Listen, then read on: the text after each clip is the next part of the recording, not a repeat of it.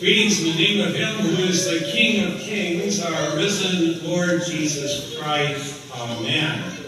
And a special word of congratulations to our graduates who are here and those who could not be here as they continue to exercise their mind, to develop skills, and to cultivate gifts God has given to them, that they would be masked for God's task and the calling that God has given to them, and that you would be salt and light in a world that desperately needs people who are preservatives, people who are centurions, people that hold high the infinite majestic love of our risen Savior, Jesus. Amen. Our text this day is from 1 John chapter 5, verse 13. It's kind of a parallel passage to 1 John 1:4, where he wrote there, "These things are written that your joy," which is a unique gift of Christianity. Christianity alone is religion of joy.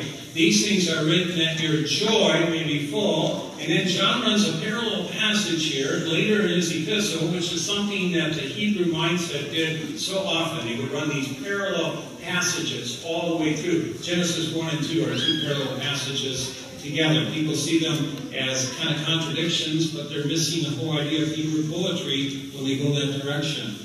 John here says, "I write these things to you that you believe in the powerful name of the Son of God, that you may have even now, eternal life." The joy of the Lord is my strength. That's what Nehemiah explained in Nehemiah 8, chapter 8, verse 10.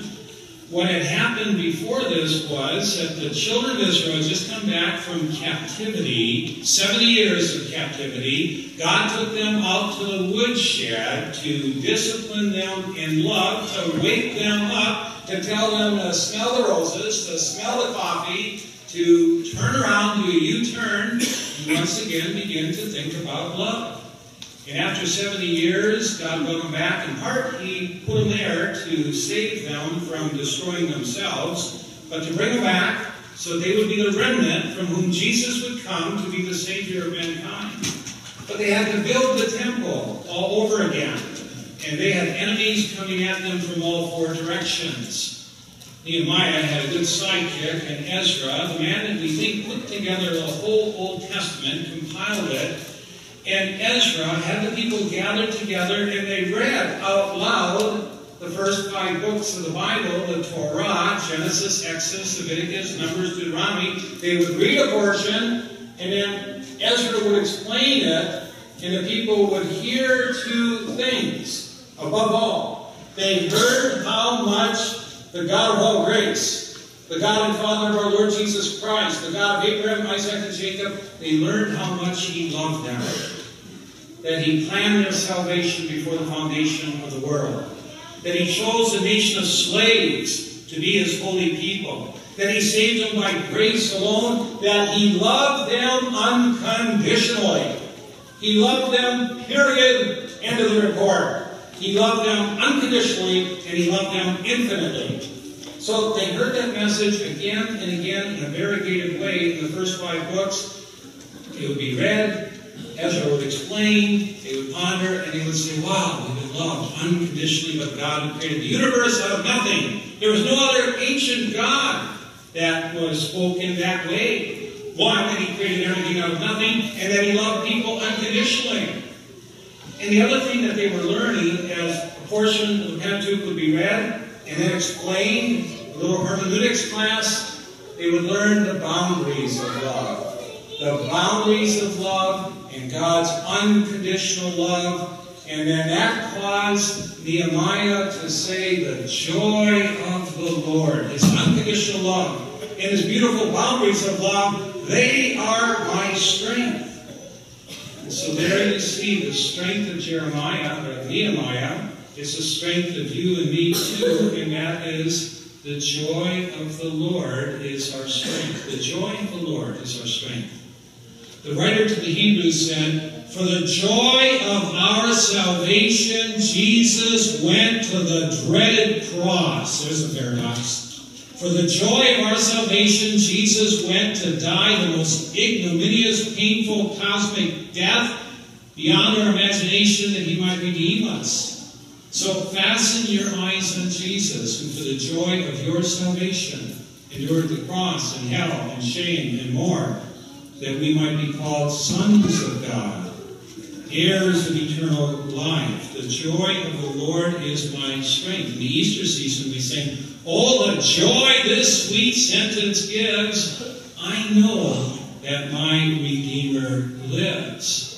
St. Paul, facing beheading, knowing he's going to be beheaded, at the end of his life in a prison cell, what does he say? "Rejoice in the Lord always." Let me say it again. Rejoice. Let your gentle strength be known to all people. The Lord Jesus is right at hand. Don't worry about anything, but in everything, with thanksgiving and with prayer and supplication, let your requests be made known to God, and the peace of God, the shalom of God that surpasses all understanding, will guard and keep your hearts and minds in Christ Jesus. At the end of his first epistle to the Thessalonians, Paul said, "Rejoice always." Rejoice always. I love our Lutheran heritage because I think we have such a comforting message that Jesus died for all, that he loves everybody, that he paid for our sin, that he rose from the dead, that God in love in Christ chose us before the foundation of the universe, and that he comforts us through these miraculous signs, gospel signs of word and sacrament. But if someone were to ask me, Pastor Pete, what might be one weakness in the Lutheran heritage? And the one weakness, I think that I would probably say, first of all, I don't think we talk about joy in our proclamation as much as the Bible talks about joy. We have one of the finest reformational libraries in the world. Some people say it's the finest reformational library in the world. At Concordia Seminary in St. Louis, volumes of books by wonderful thinkers, and some thinkers are not so wonderful. But in the 280,000 volumes of the books that we have at Concordia Seminary, there's only 14 books that deal with the subject of joy. So we probably could harvest that doctrine from Scripture a little bit better. John tries to do that here in a very wonderful way as he's getting ready to graduate to heaven. And John fleshes out the reasons for the joy that you and I have. We have joy to know that our sins are forgiven fully. You and I have joy, he writes a little bit later, to know that we have the best lawyer in the universe. Not in the world, only in the universe. Jesus Christ, the sinless one, the righteous one. John says, if any of you do sin, you have an advocate, a lawyer, Jesus Christ the righteous. And if we read John carefully in this epistle, we have two lawyers. We have the two best lawyers in the universe. And we know the second best equal lawyer? The Holy Spirit. The Holy Spirit dwells in our heart and prays for us, just as Jesus prays for us every single moment, minute, second of the day. So we have the two greatest lawyers in the universe, advocates, pleading our case, Jesus the righteous. Someone said, joy is the flag that flies over the castle of our heart, announcing that the King is in residence. The joy of the Lord is my strength, not only because he died for us and rose for us and dwells within us, but this King works everything in the end. Everything together for the good of his bride. Once that truth pierces our soul and mind, it helps us cope with life so much better if we know in everything that God works everything together for the good of his bride through Jesus. Now, in the account here, John tells the followers of Jesus, continue to hitch your wagon to Jesus, and be careful. Graduates, you are going out into a world. Some of you have gone out into that world pretty good already if you've gone through college, and you're going to have to be discerning. On the one hand, you're going to be open to whatever truth comes to you, but you're going to evaluate that truth in light of God's holy, infallible word and line it up together.